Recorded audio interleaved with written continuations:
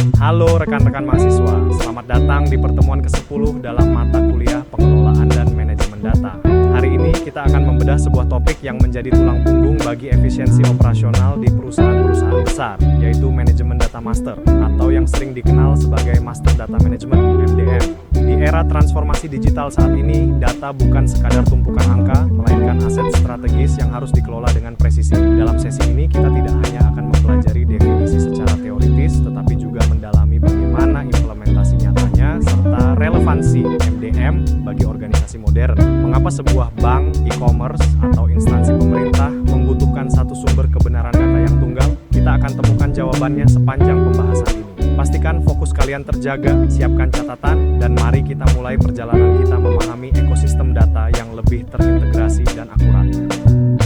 Halo rekan-rekan mahasiswa, sebelum kita melangkah lebih jauh ke materi inti hari ini tentang manajemen data master, mari kita luangkan waktu sejenak untuk meninjau kembali fondasi yang telah kita bangun pada pertemuan pertama hingga keempat. Perjalanan kita dimulai dengan memahami prinsip dasar pengelolaan data dan memposisikan data sebagai sumber daya organisasi yang sangat bernilai. Pada pertemuan kedua, kita telah menguasai teknik pemodelan data mulai dari level logika hingga fisik, termasuk pembuatan ERD sebagai cetak biru sistem informasi. Berlanjut ke pertemuan ketiga, fokus kita beralih ke teknologi penyimpanan, di mana kita membedah perbedaan antara basis data relasional tradisional dengan fleksibilitas sistem NoSQL. Terakhir, pada pertemuan keempat, kita telah mempraktikkan bahasa SQL untuk memanipulasi data melalui perintah fundamental seperti insert, update, dan delete. Semua pemahaman dasar ini adalah bekal wajib sebelum kalian bisa memahami bagaimana mengintegrasikan berbagai sumber data tersebut menjadi satu kesatuan yang konsisten dalam sistem manajemen data master. Mari kita pastikan semua konsep awal ini sudah benar-benar kalian kuasai agar materi hari ini dapat terserap dengan maksimal. Halo rekan-rekan mahasiswa, setelah kita mengulas fondasi di awal semester, mari kita lihat bagaimana materi berkembang pada pertemuan kelima hingga 9 yang menjadi jembatan menuju topik hari ini. Memasuki pertemuan kelima, kita telah mendalami desain basis data dengan fokus pada prinsip efisiensi, relasi tabel, penggunaan indeks, hingga peran vital primary key dalam perancangan sistem yang tangguh. Selanjutnya, pada pertemuan ke-6, kita beralih ke strategi integrasi data, mengeksplorasi konsep serta teknologi termasuk penggunaan platform berbasis awan yang kini umum digunakan di berbagai sektor industri. Memasuki pertemuan ke-7, pembahasan kita semakin kritis dengan mempelajari manajemen kualitas data, di mana kita membedah teknik pemantauan dan standar metrik untuk mengidentifikasi isu kualitas dalam sistem.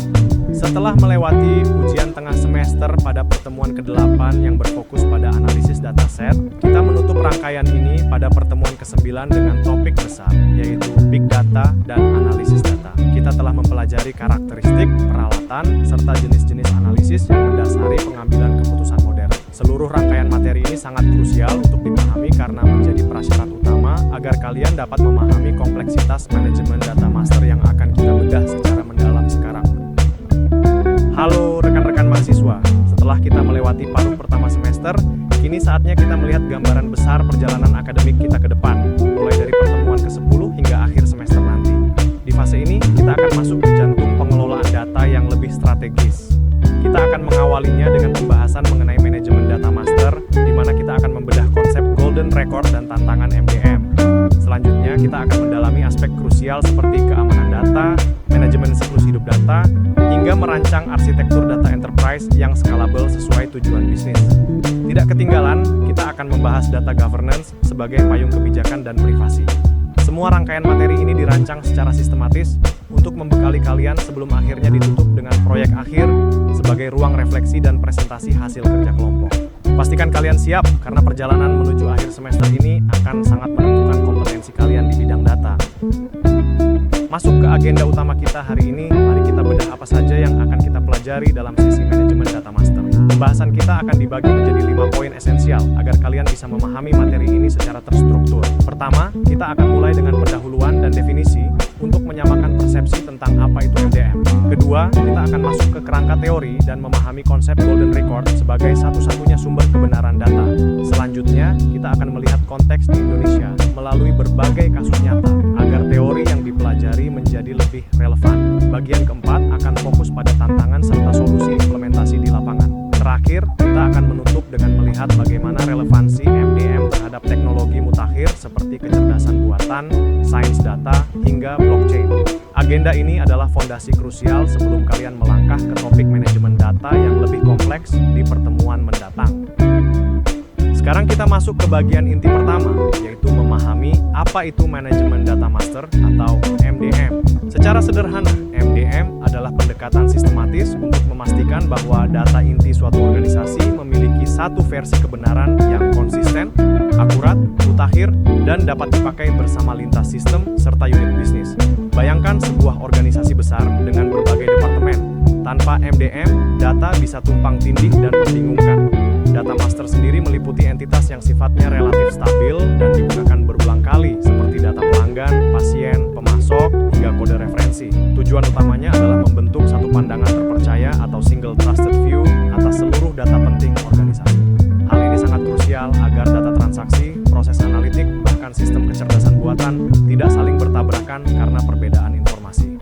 Dengan MDM yang kuat, efisiensi operasional dan kualitas pengambilan keputusan akan meningkat drastis di level korporasi.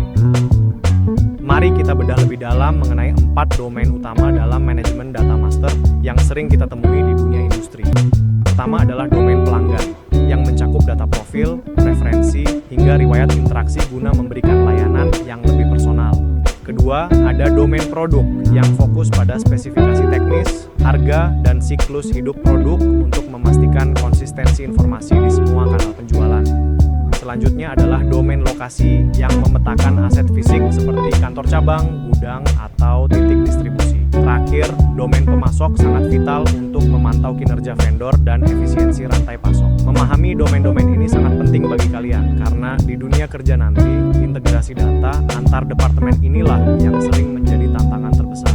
Dengan menguasai struktur domain data master, kalian bisa membantu organisasi menciptakan ekosistem data yang bersih, terstruktur, dan tentu saja sangat andal untuk mendukung proses bisnis yang lebih cerdas.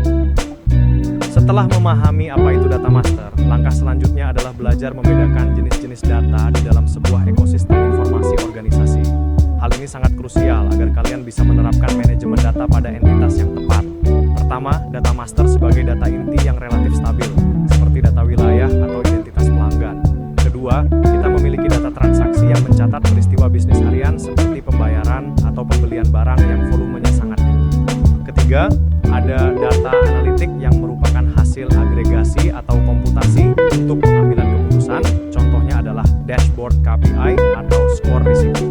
Terakhir, jangan lupakan metadata yang berfungsi sebagai penjelasan tentang struktur dan konteks data itu sendiri, seperti definisi kolom dan tipe data. Dengan memahami perbedaan keempat jenis data ini, kalian akan memiliki kerangka berpikir yang kuat dalam merancang arsitektur data yang efisien dan terorganisir dengan baik di masa depan.